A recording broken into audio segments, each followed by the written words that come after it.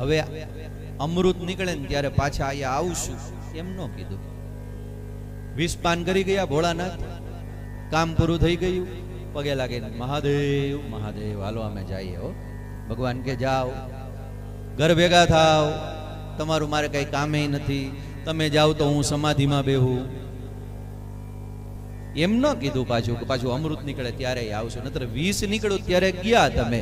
તો અમૃત નીકળ્યું ને ત્યારે તો જટાજટી બોલી છે. ઓલો કે હું લઈ જાઉં, ઓલો કે હું લઈ જાઉં. આ મહાદેવને ખબર નહોતી કે આ સ્વાર્થી છે, પણ એને એ નથી જોયું. એને તો એટલું જ જોયું, શરણમ તરુણ ઇન્દુ શેખરમ શરણમ મે ગિરિરાજ કન્યકા.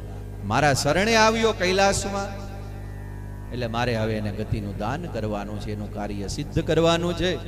એવા ભગવાન મહાદેવજીની પાસેથી સ્વર્ગના દેવતાઓ પુનઃ સમુદ્ર મંથન કરવા માટે આવે છે.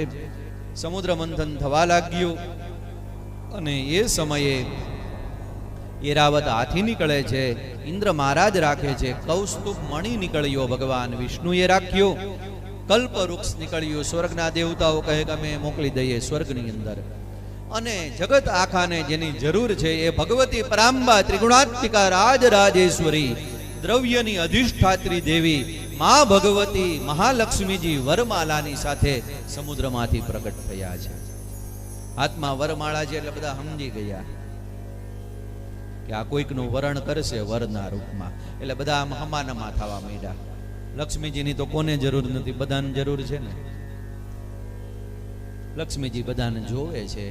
દેવતાઓને જોયા તો કે આ કપટી છે. બ્રહ્માજી તરફ દ્રષ્ટિ કરી તો કે આ તો પિતામહ બ્રહ્મા છે. દાનવો તરફ દ્રષ્ટિ કરી તો કે આને નો વરાય.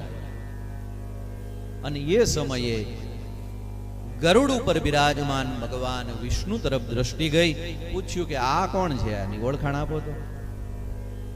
વાકડિયા કેસ, પીળા પીતાંબર, શ્યામ વર્ણ, કમલ સમાન નેત્ર, હાથની અંદર શંખચક્ર ગદા પદ્મ ધારણ કરેલા, વરરાજો બનાવ્યા જેવો છે. કોણ છે કયો તો. આ તો કહ્યું કે આનું નામ વિષ્ણુ છે. હા. ક્યાં રહે છે તો કે વૈકુંઠમાં. ફરવા માટે શું છે તો કે ગરુડ વાહન છે. આયુધ તો કે દેવી આપ જોવો છો ને શંખચક્ર ગદા પદ્મ. કાર્ય શું છે તો કે જ્યારે જ્યારે જબ જબ હોહી ધર્મ કે હાની બાઢહી અસુર અધમ વિમાની. પૃથ્વીની આ દશા થાય ને ત્યારે પૃથ્વી ઉપર જઈ અને અવતાર લેવાના અને લીલા કરવાની. આ એનું કામ, ભક્તોનું પાલન પોષણ કરવાનું. લક્ષ્મીજી કે આમાં કઈક મન માને છે આપણું થોડુંક. અને ત્યારે ધીરે ધીરે અષ્ટ સખીઓથી વીંટળાયેલા લક્ષ્મીજી ભગવાન વિષ્ણુની પાસે આવે છે અને પોતાના શ્રી હસ્તની અંદર રહેલી જે વરમાલા છે એ ભગવાન વિષ્ણુના કંઠની અંદર આરોપિત કરી અને સભાએ ભગવાન લક્ષ્મી નારાયણનો જયકાર કર્યો. શ્રી લક્ષ્મી નારાયણ ભગવાન કી જય. લક્ષ્મીજી કોને જોઈએ છે ભાઈ? આમાં ઘણા લોકો જય નથી બોલ્યા. તમારે નથી જોતા લક્ષ્મીજી? આ આગળવાળા થોડાક વધારે હોય તમને બોલાવો ને અમે આવીએ 21 તારીખ પછી.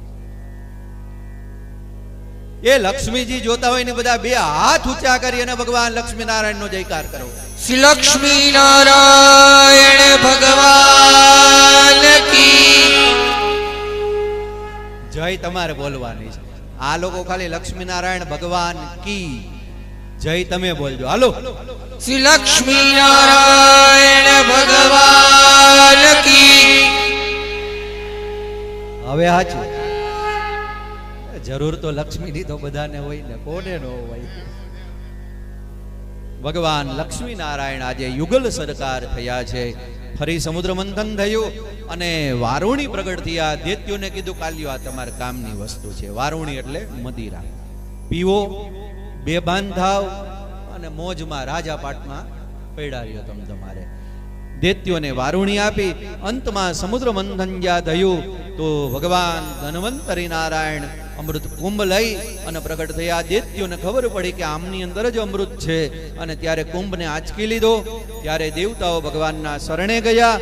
ભગવાને કહ્યું ચિંતા ન કરો, હું કંઈક લીલા કરું છું. અને ત્યારે ભગવાન મોહનમાંથી મોહિની થયા. મોહિની થઈ અને દૈત્યોને મોહિત કર્યા. અમૃત કુંભ લઈ લીધો. કહ્યું કે બધા જ એક પંક્તિની અંદર બેસી જાઓ, બધાને થોડું થોડું અમૃતનું પાન હું કરાવી દઉં. પેલા સ્વર્ગના દેવતાઓને અમૃતનું પાન કરાવવા લાગ્યા. એમાં રાહુ નામનો જે દૈત્ય છે એને ખબર પડી ગઈ કે આ દાળમાં કંઈક કાળું છે, એમ નહીં, આ આખી દાળ જ કાળી છે, આ સ્ત્રી કોઈ સામાન્ય નથી. અને એ જ્યારે ઓળખી ગયો ભગવાનને તો પોતે દેવ રૂપ લઈ અને બેસી ગયા. અને ભગવાને થોડું અમૃતનું પાન રાહુને પણ કરાવી દીધું. અને સૂર્યચંદ્રએ એ સમયે ભગવાનને કહ્યું કે અરે ભગવાન, એમને પાન નહીં કરાવતા તમે. કેમ? તો કે એ તો દૈત્ય છે, દેવ બનીને બેસી ગયો છે.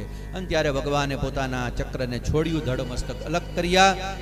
ઈ રાહુ એક હતો ને એમાંથી બે થયા, ધડ ને મસ્તક. તમારી જન્મ કુંડળીની અંદર જે રાહુ કેતુ હોય ને પોતે આ બહુ નડે, અજર અમર થઈ ગયા. સૂર્યચંદ્રને કીધું કે મારી પોલ ખોલીને તમે હવે જોવો તમે. એટલે જ્યારે જ્યારે ગ્રહણ થાય ને ત્યારે સૂર્ય અને ચંદ્ર